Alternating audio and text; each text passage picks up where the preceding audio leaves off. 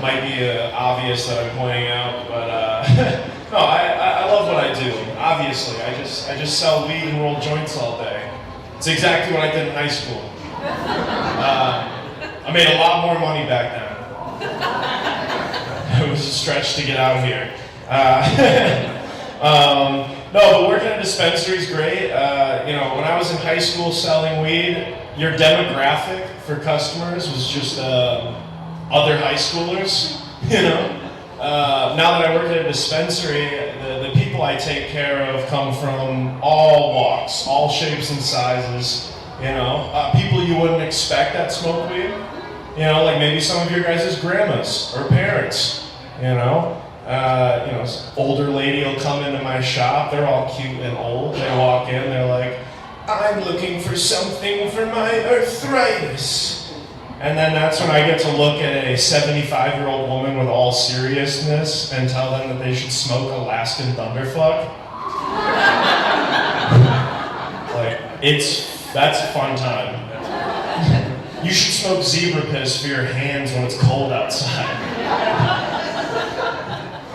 This purple shit will really help you when your knees are getting achy and the storm's rolling in. But no, it's fun. Like I said, you take care of people from all shapes and sizes and different walks. I actually saw something very interesting a couple days ago at my work.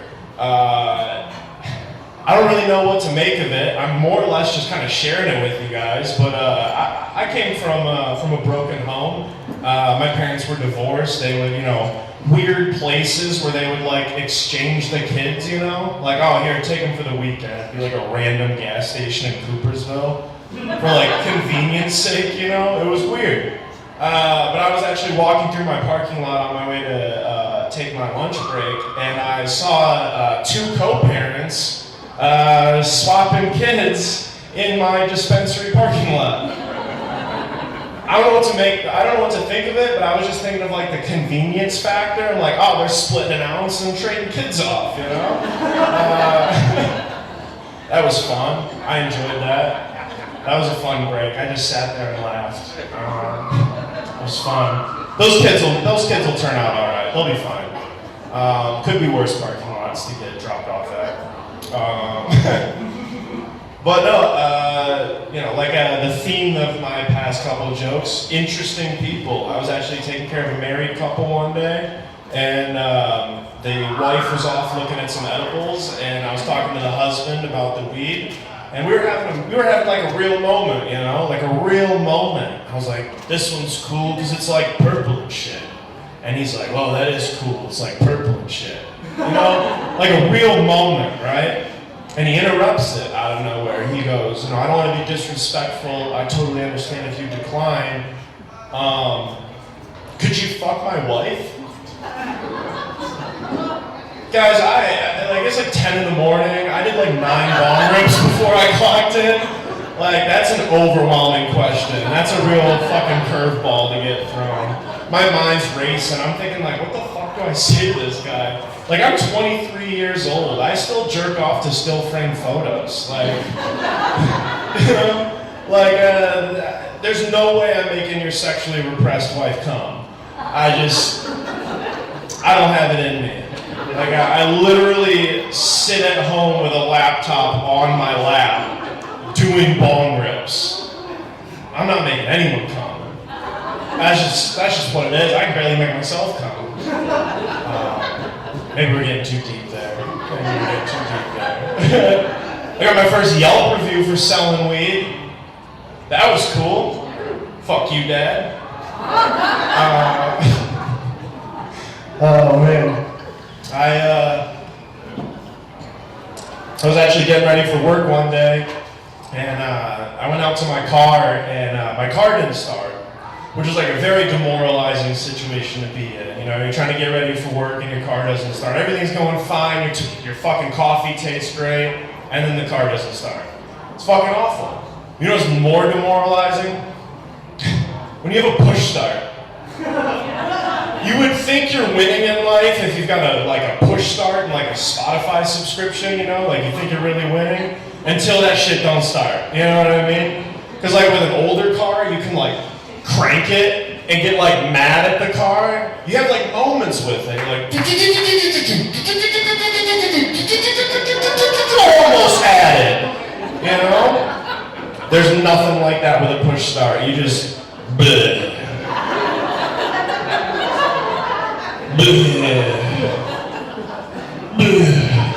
You start getting desperate and you just start hitting it from different directions. Put the keys in the back seat thinking maybe it's like a signal thing. Try to fake it out. Nothing happens. Got some good news I found out actually not too long ago. I'm gonna be an uncle. I really won that threesome. It's like hitting casino and breaking even. I had a great time, and I don't owe the house my weekends. That's awesome. Not big on the kids. Make some noise if you have kids in here. Make some noise if you have kids on purpose. Responsible bunch. That was the first time it was about even as the first one. No, I think that's bold. You gotta be selfless to want to have kids. I'm selfish. It's kind of tough. Like, I feel like kids are expensive. Birthday parties, really expensive. Think about it. Captain America, really expensive. I hear Jared's getting out soon. Jared, yeah. You think he re-signed with Subway? Do you think he re-signed with Subway? I think it goes to Arby's. And now it's, I still have the meat. Raise your hand if you've done escape rooms before. Couple of you. I'm a firm believer that escape rooms are a simulated way for white people to feel like a minority for 30 minutes. It's a game. It's kind of like how Grand Rapids is Sin 4 for the band animals. Because I feel like it's, come on, think about it. Escape rooms, I feel like you don't see a lot of black people in escape rooms, same reason you don't see us on cruises anymore. We're not falling for that one again. Got us once, not twice. No, not a fan. I feel like a lot of times people always talk about, what's your morality? What are you going to do in that situation? People typically tie morality with religion, which is tricky. Because I think that's tough. Look at it like this. You have people of the Islamic faith that are willing to do these crazy acts such as suicide bombing for these 72 virgins. But Catholics, they'll take them right now. Catholic audience, I can feel it. I can feel it right there. Now, I was reading the news article not too long ago. It bummed me out. I don't read the news that often. They talked about a gay club that burned down. Talk about some hot fruits. I scrolled down a little bit further. It didn't get much better. Talk about a guy who's being an asshole, push a guy in a wheelchair down a hill. Remind you to throw out your vegetables when they get stale. But the worst one, actually, because I was bummed about this, so I went to a bar. I sat at the bar, and the guy was there. He said his name was David Jew Runner. I was like, that's a weird way to introduce yourself. So I said, I'm Darius Black, very anxious. And we talked around for a bit, and I'm really bummed out, because he's no longer with us. He moved, actually. He moved. And he thought it'd be funny to, like, you know, hey, I got some pretty good jokes. He said, what is the best way to end a race? I said, I don't know.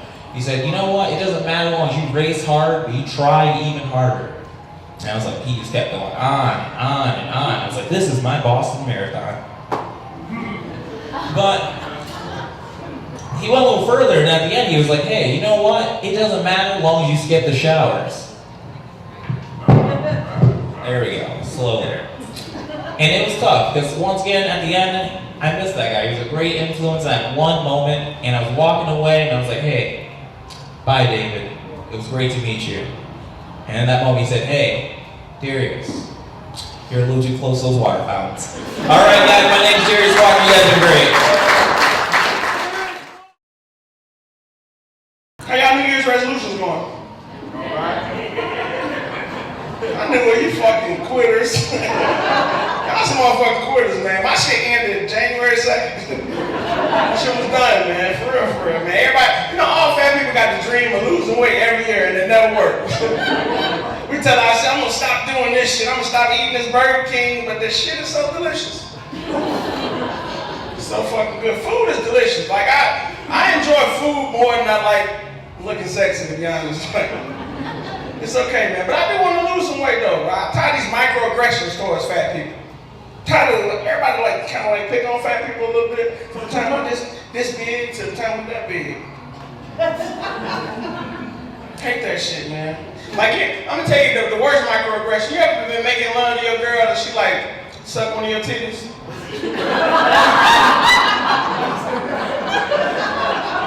Bitch, why would you do that? Like I'm sensitive about my.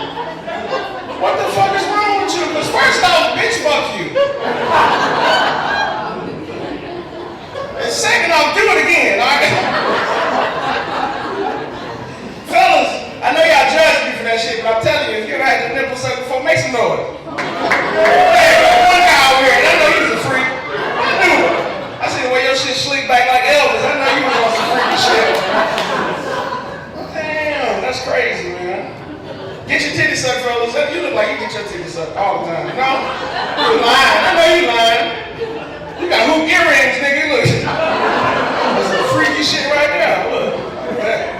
Breaking that shit down. You think that's wild? Wait, I tell you, but get your ass eat. That made y'all pucker up a little bit, didn't it? Shit feels good. He said, no, are you free? Hey, that's my guy right here. Look. We're gonna holler some hoes later on. Let me get your contact information, my nigga. We're gonna kick it. We're gonna kick it on some whole shit. But that shit wild though. I got mixed emotions about getting your ass eaten because, like, you can't never leave that bitch after she do it to you. Like, that's some freaky shit she gonna tell everybody. Like, you gotta keep her in your good graces, goddamn. And then the next shit you get, even if you do leave it, you can't even request that shit like that. You can't just ask for that shit like that out of the blue. You gotta like signal that shit. You gotta just be like sitting there and get some hand and kind of like raise your legs slowly. It's crazy. 2 weeks ago, a 90-year-old man blew his fucking brains out. Committed suicide. What a procrastinator. It's like, think about it. Like 90 years, he was at the finish line. He could have waited a couple more years, nigga. His life was over. That's motherfucker here. Like, come on now. My grandma 82 and I'm still surprised every time she answers the phone. I'm like, oh, okay. Since you're here, how you doing? Really thought I was gonna get some inheritance. Now that joke is funny because you know black folks don't be getting no inheritance. Now just last year was because you clapped right there. I know you have a lot of your family dying, you didn't use shit. No, man, black folks don't leave shit. Man, I'm telling you, they don't leave nothing but bills. Motherfucker call you. You know your daddy got a credit card out here. That ain't none of my problem, goddamn. Fuck wrong with y'all? White people be getting their life insurance, man. Black people get y'all some life insurance, man. That's why black people's funerals be so sad. You ever go to a black funeral? They be like, my baby, he dead. That shit don't even happen at white funerals. They be smiling and shit. You know, Greg is passed on. He's passed on. And you know why? Because $100,000 take the pain away, baby. After the funeral, they be like, how we divvying that up now?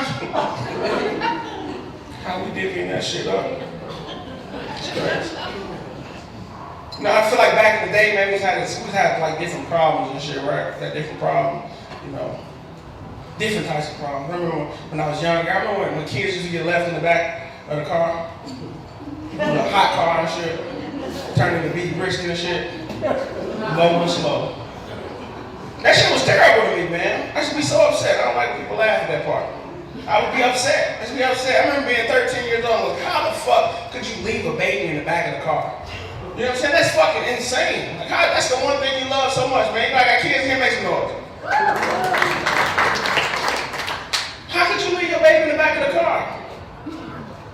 And then I had one. Nigga, you can do that shit, I promise you, goddamn. That motherfucker. They so forgivable. They back there sleeping because you know you got peace and quiet. Now you got this motherfucker back there sleeping. Peace and quiet, nigga. Shit, I'm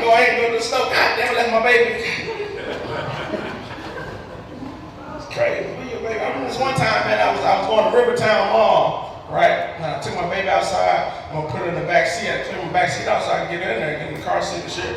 Cool. Got in the car to drive back. Turned around the back out the driveway. No fucking baby. Where the fuck did I leave my baby at? So I run in the house. Boom, in the house. I said, oh shit. My baby's not in the house. I'm panicking at this moment. I get back outside, I get on the porch, look outside, and left my baby on the goddamn roof of the car. Like a caramel macchiato, this motherfucker. Left my shit on the roof. I'm like, oh shit. You know how bad of a parent you gotta be driving down the road and somebody flag you down. Like, hey nigga, you got a baby on your roof. Oh shit, now you gotta run out there and shit. Motherfucking baby. On the fucking roof. At least I ain't no deadbeat though, right? There you go. That voice deep as hell over there. What that is? I wish I had a sexy ass voice like that. Yo. Hey, every wife, calm down over here. That's your wife next to you? Well, I bet you can make her come just by talking. Come slow. Come slow. I can't even fake that shit. That's crazy. If I had a deadbeat dad, man, that shit wild. The worst thing about having a deadbeat dad is having that nigga die. Because then you gotta go to a funeral and watch people say all this good shit about this nigga. I was at my dad's funeral, and they was like, oh, Wallace was a good man. He was a kind man. Then finally she broke the straw. She said, he would give his last to anybody who was in need. And I said, bitch, you lying. I've been in need for 24 years, and this nigga ain't gave me shit. Then he had the nerve to make me an honorary pallbearer. I've actually this nigga to carry me my whole life. This nigga wanted me to carry him to the grave. I'll drop your bitch ass. Nigga fall out there.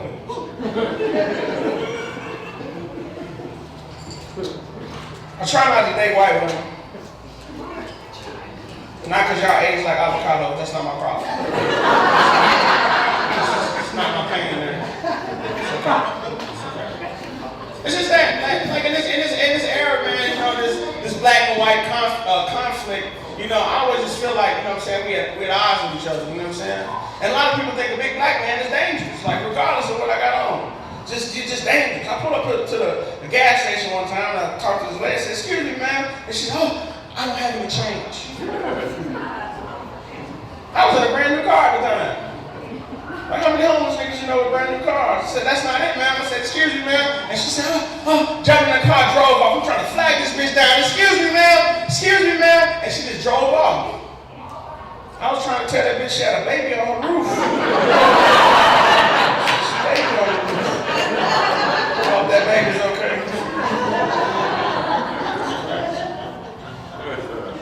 It's crazy. We're out here, man. I do like, hey, shout out to Village Club, man. Just round of applause. Man, this has been a great weekend. Like, for real, it's been a wonderful weekend, man. Full of dope comics, dope comedy. You know what I'm saying? It's that one time. I feel like comedy brings us all together. We can all laugh at the same shit. We kind of got the same lives growing up. I mean, y'all is a little more privileged, but same thing, right? It's okay. Now, being in these areas, man, and I be in these areas, and then, you know, I do comedy in front of mostly white people, right? And like, you never know what kind of white people are gonna be in the audience, though, right? Because there's different kinds. And I found the life hack to see what type of white people I'm running into. Before I go to the show, I look in the parking lot and I just see how many pickup trucks are out there. That's a telltale sign, right? Like, for real. I ain't picking on people with pickup trucks, because not all people that drive pickup trucks are racist.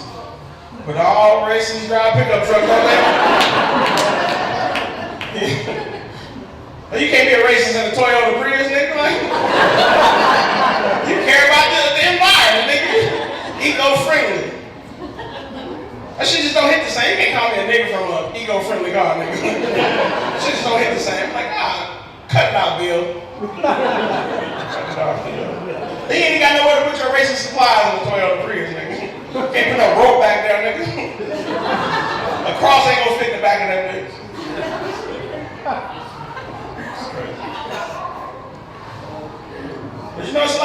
going on around here, man, and the woke has spread over, right? The woke has spread over to homeless people. It's fucking crazy, right? Because if you're homeless, you ain't got no time to be worried about social justice, nigga. Any homeless people in here? What the fuck is that? It's a homeless nigga screaming.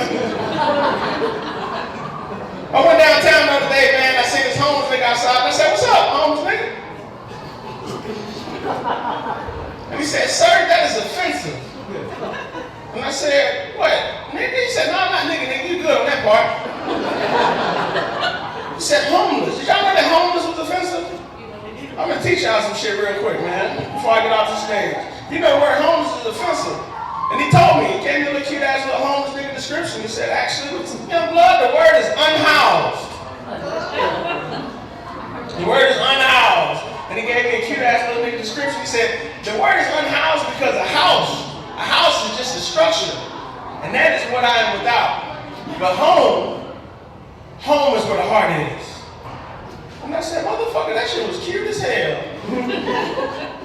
Home is where the heart is. And just as he said that shit, he grabbed his little homeless nigga chase. Oh shit, I'm having a heart attack. I said, actually, sir, you're having a home invasion. Because home is where the... Hey, that's been my time, and I appreciate y'all. Y'all was cool. So if I come home from work, okay, my Caucasian little baby mama, she's sitting there, she's looking all at me like she don't see color. You know. Everything's fucking cool. House fucking smells like chicken. Okay. Y'all can laugh at that. Y'all like chicken too, it's cool. You know what I'm saying? House fucking smells like chicken. I'm happy. I'm like, okay. You know, she's looking at me, she's smiling. I look on the table, it ain't no chicken. I'm like, you know, with some badass kids, you know what I'm saying? But shit, I can keep going. I got the microphone, fuck them. Okay, so we're good. You know what I'm saying? So, it's fucking Michael, you know what I'm saying? I look on the table, it's fucking no chicken, and she's looking all happy, all Caucasian. Okay. I'm getting worried, so I pop open the microwave, bing, because everybody know that's black people Tupperware. Okay? It ain't no chicken. So, I'm getting upset now, so I'm like, hold on, wait a minute, boom. I open up the oven. It ain't no chicken, so I turn around, I'm like, hold on. She's like, surprise! I'm like, yeah? She's like, oh my God. I was at work, and Susan told Karen told Mary Beth, and Mary Beth told me that she was on Pinterest, and she told me about this KFC fireplace log, that when you burn it, it smells like chicken. Aren't you happy?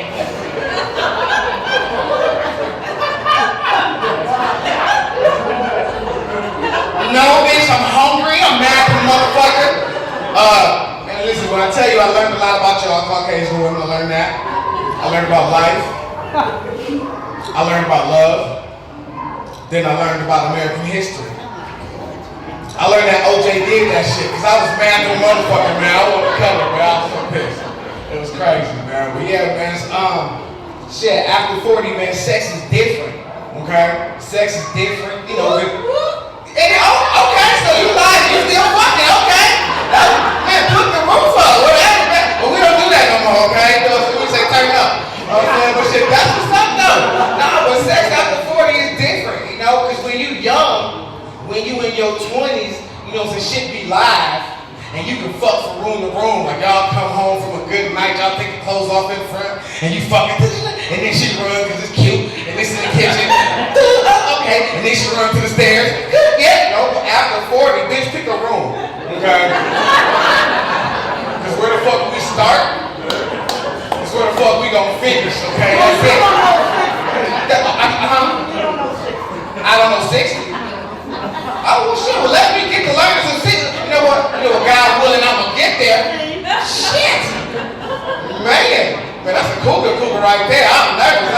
I'm intimidated like a motherfucker, but shit, man, that's a club waiting to be shot up. Ain't no babies coming out of that. Man, shit. Man, that's real life right there. God. Man, but yeah, man, sex is different, man. You know?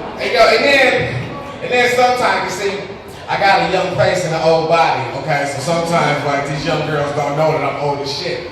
And so one time, this one young girl tried to tried to get me, so I'm like, okay, fuck it. Let me show out, okay? Ain't nothing wrong with me, but I got some Viagra just in case, because that's like dick insurance, okay? No, for y'all got car insurance, because y'all don't ever want to crash, okay? But you got that shit. At my age, sometimes your dick don't feel like dicking, you know? But anyway, so, you know what I'm saying? Didn't nobody tell me how shit worked, okay? I had no idea, so I went to fucking show out, so I popped forward them bitches. Okay, so y'all must have known that wasn't the fucking thing to do. Hey, where was y'all when I needed y'all? But anyway, I popped forward them, so everything's cool, you know? And when I mean my dick was rock hard, I felt like, man, I felt like the people's champ, all right? You know what I'm saying? Man, fucking eyebrow went up and shit, everything. Man, I felt like a 20-year-old, everything was good. I'm giving her that good dick. Okay, and then all of a sudden, my left pinky toe gets the tingle. Okay, I'm like, damn, okay, it's been a while since I've had some young coaching. I'm like, this some good coaching. Okay, I feel it all up in my pinky toe. This some good shit. So I'm fucking stroking and shit, everything's real good, and all of a sudden my left leg get to going numb.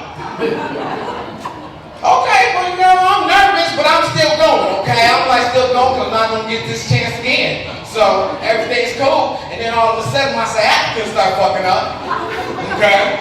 Because she wanted to go room to room, and I told y'all shit get different after 40, but I'm trying to keep up with the bitch, okay? So anyway, my leg go numb, my sciatica fucking up, so I'm giving her some numb leg stiff dick, alright? So, doing the best I can, and then all of a sudden the whole left side of my body gets entangling, and I'm like, oh shit! This is that, your voice is deep, shit! So like, God, man, I gotta have some coke, man! I am sorry, Heavenly Father, but anyway, man, shit!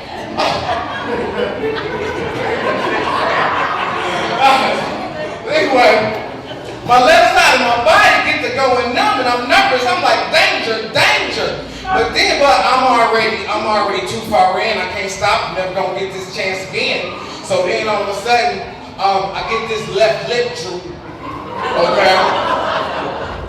And you know, but that's okay. You know what I'm saying? I'm a comedian. I'm good on my toes, so I'm improvising. I get to growl. Okay.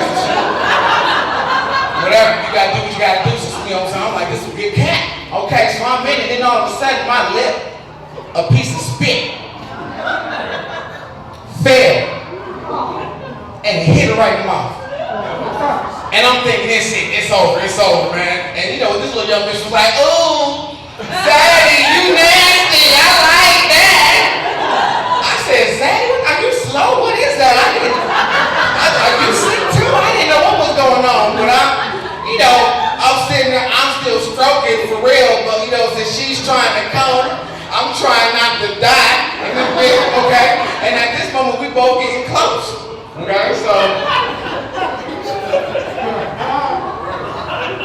you know, so the next morning I fucking wake up, because I don't know what happened, I thought I died, I looked over, she's still there, so I obviously wasn't dead, you know, so she looks at me and she said, oh, Zaddy, I ain't never had nobody your age do it like that before.